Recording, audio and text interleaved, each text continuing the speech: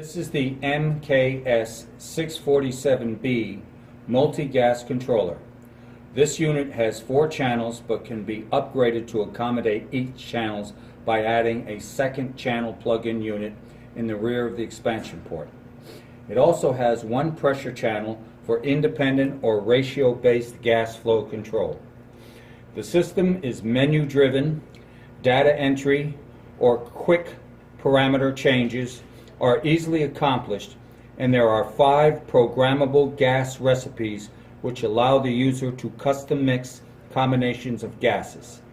Additionally, there is an RS-232 communications port that enables remote operation. Let's first take a look at the rear.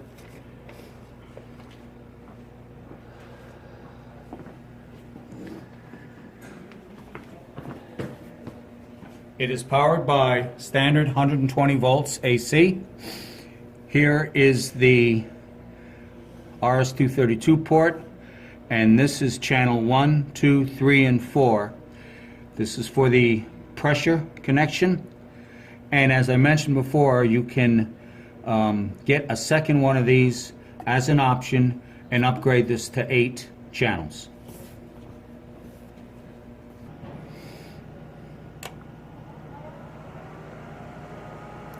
Now this is our main menu screen. It has user display, extended display, pressure control, diagnostics, instrument setup, system setup, and pressure setup. Let me show you how this works. First we'll go into the user display. The user display will show the actual flow once the channels are turned on. It also allows you to change the units of measurement as well. And if you cursor over here, you can also put in the different recipes for combining gases. There's 1, 2, 3, 4, 5. And it's very important to remember this. When a recipe is running, it will not allow you to change the set point. So in order to change the set point, the gas menu must be in X. We'll escape back, we'll go into the extended display. Now here I've set up 25, 50, 75, and 100. The mass flow controller that I'm using is a model 1179A, and it is to be calculated in a range of 100 standard cubic centimeters per minute.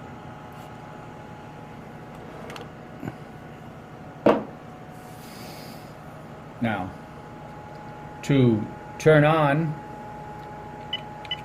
the different channels, you cursor over to them, and there's a couple different ways, but the easiest way is just to hit enter and it'll turn it on. You'll notice that the actual flow here has gone up to 25. Basically that's a percentage, so it's running at 25% at this time. A way that you can confirm that is if we escape out and we go to diagnostics here.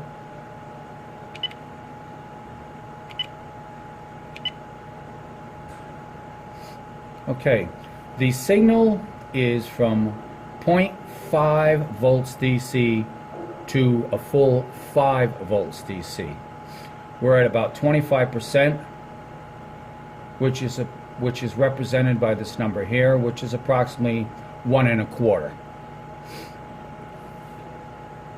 We'll escape back out, and we'll go back to our extended display. Now, if you wanted to change the set point, you could cursor back up. Oh, that turns it off, sorry. You could, and then you could simply change that up or down by putting a value in, or you could even clear that. Let's say we make this now 100%. we'd have 1, 0, 0. Now notice that this jumped up to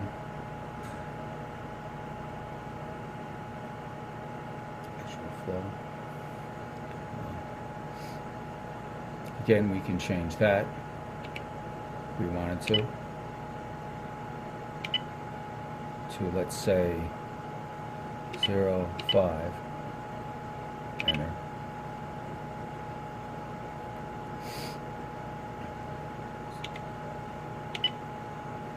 Now pressure control allows you to change your pressure set points. Diagnostics I showed you before, which actually shows the signals. Right now we have just channel 1 running. And it also will give you a list of errors. Now if you look at the lower part of the screen here, there's 0, 0 error, which means there's no errors presently running. If there were, they list them here, and they would be numerically 1, 2, 3, 4, 5, 6, and that would occur down here. You can even keep a history of the errors, or you can show the present errors as the system is running. Instrument setup allows you to change the range,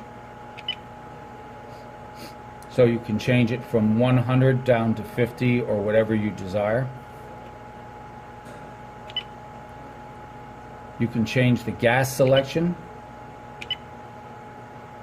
Your user means whatever gas you're putting into channel 1, or you can set them to air or many other different gases as well, which are pre-programmed into the system.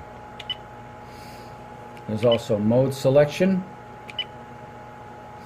Independent means that we are not running off of any predetermined gas menu.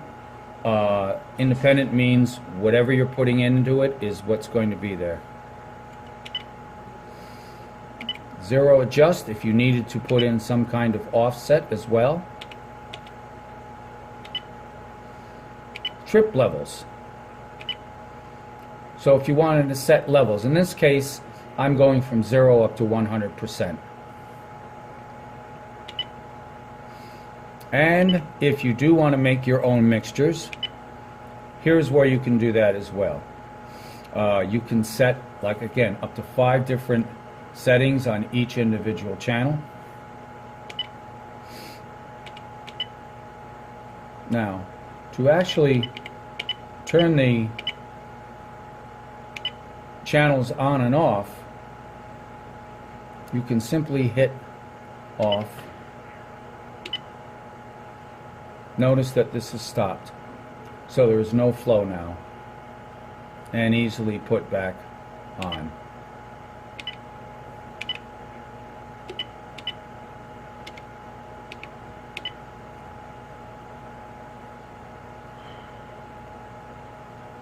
Right, it's on. It's pretty easy to use. Again, I have one channel, and what I'm going to do is I'm going to turn this off and switch to each channel to show you that they do work. Now we're going to turn on channel 2. We've connected our mass flow controller to channel 2. We've set it for 50%. As you can see, it comes on at 50%. We will also check the signal.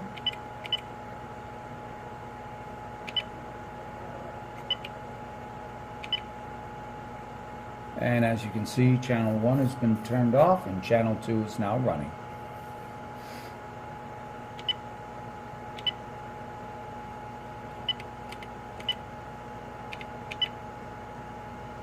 And we can turn it off if we like. Now we'll switch to channel 3.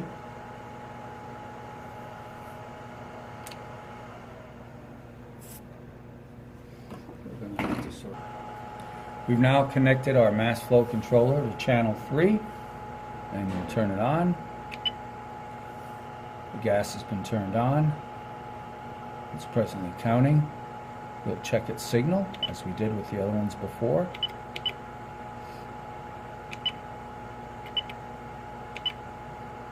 And as you can see, channel 3 is running.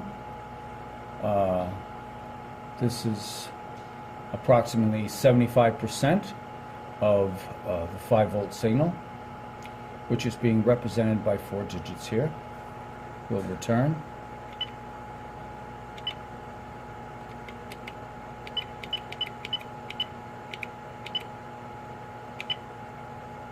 We'll turn it off and on again. Now we'll check channel 4. Now we'll turn on channel 4. It comes on. As you can see, 99.6. Oh, there's 100. The flow is on. The gas is on. We'll check the signal.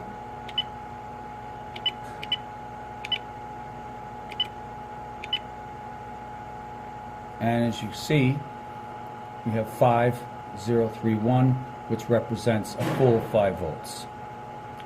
So that range is at full scale. As you see, the signal processing is running presently, or you can stop it, and we'll return.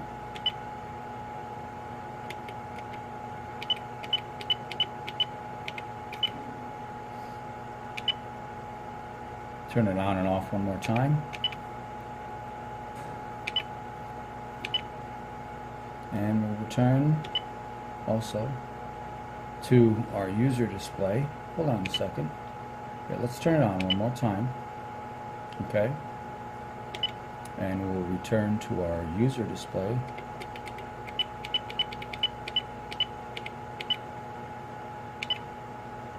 And as you can see, even on the user display, there it's showing that it's running it at full range.